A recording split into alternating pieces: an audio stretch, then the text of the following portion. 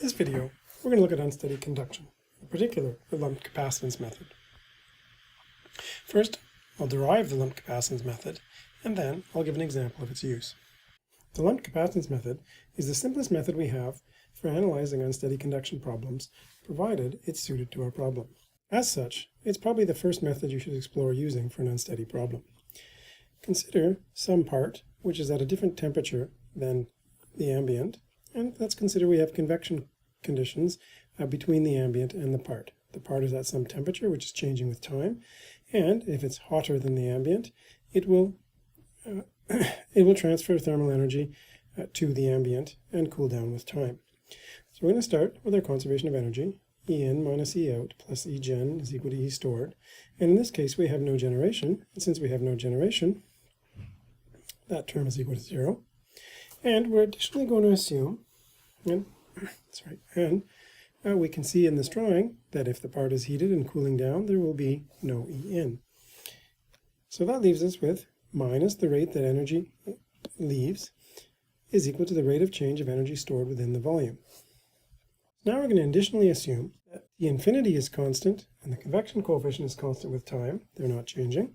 And we're also going to assume, most importantly, that the temperature inside this part is uniform at each time. It will change with time, of course, as it's cooling down, but from this point to this point, it will be uniform at any given time. No temperature gradient across that material. And that's important because we're going to use that to describe each of these terms. In the first instance, the energy out is given by Newton's law of cooling, the convection coefficient times the surface area times that temperature, which is uniform at any given time, meaning that the center value is the same as the edge value where convection is evaluated, minus T infinity. That's equal to the rate of change of energy storage in the volume, which is given by the volumetric heat capacity, rho Cp, times the volume times the time rate of change of temperature. And again, we're assuming that one single temperature represents this entire value, so we can describe this as a simple ordinary derivative. If that were not the case, we'd have to use multidimensional methods, and the analysis becomes more complicated. We'll introduce the reduced temperature theta, which is just the temperature minus the constant T infinity, and that will put this into a form, an ordinary differential equation that is very simple to integrate. Of course, we can rearrange this for our dt, and easily integrate from our initial time 0 to time t, and from theta I, the initial temperature minus T infinity, up to any given theta that we wish. Integrating that, we solve for the time with this expression, and we have this ratio, the logarithm of the ratio of these reduced temperatures. Of course, if you don't happen to like negative numbers, you can simply flip the arguments in the logarithm and get rid of your negative numbers, but there's no need to do that.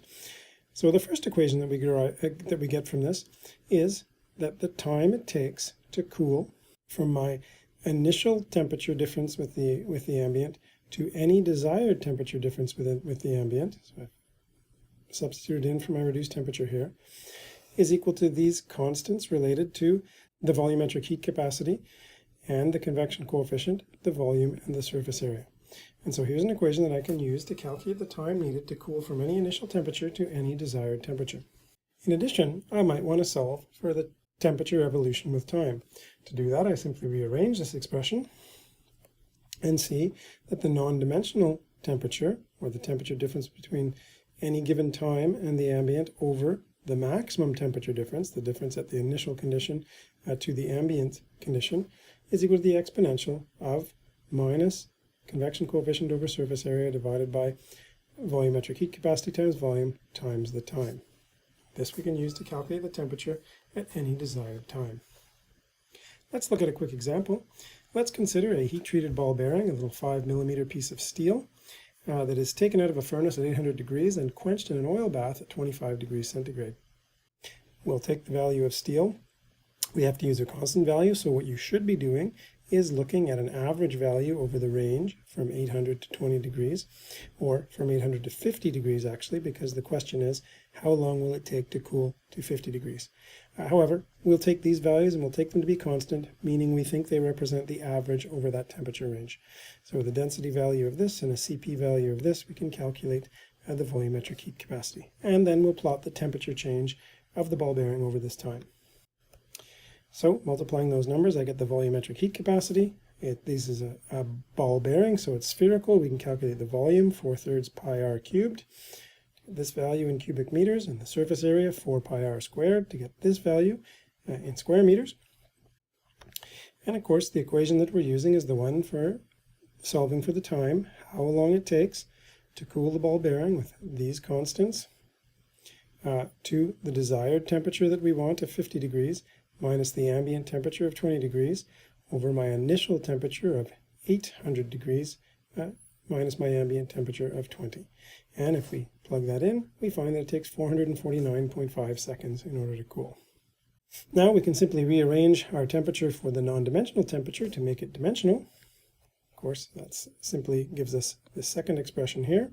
And again, plugging in our initial temperature of 800 degrees, our ambient temperature of 20 degrees, and the constants, volumes, and surface areas that we calculated below, we can then see that the temperature behavior looks like this. Time is plotted on the x-axis here, up to my 450 odd seconds, with the temperature starting at 800 and decaying exponentially down to 50 degrees, as was asked for in the question.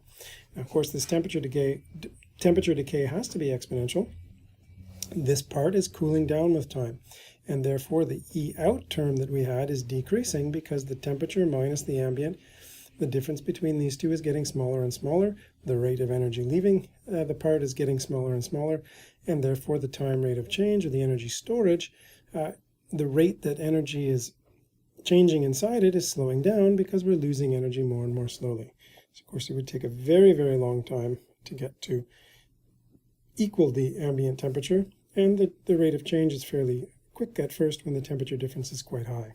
Let's think about this just for a second longer. If we look at the argument to our exponential, of course what we have is an exponential decay of the temperature with time, and this quantity here is our time constant. Let's think about what that time constant is, the number which multiplies the time in our negative exponential. Well, let's think about our convection resistance. The thermal resistance for the convection process, RConv, is 1 over HAS.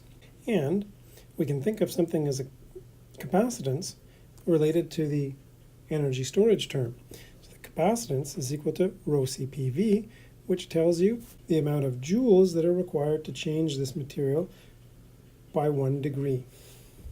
And so that's very much like the idea of capacitance in an electrical circuit.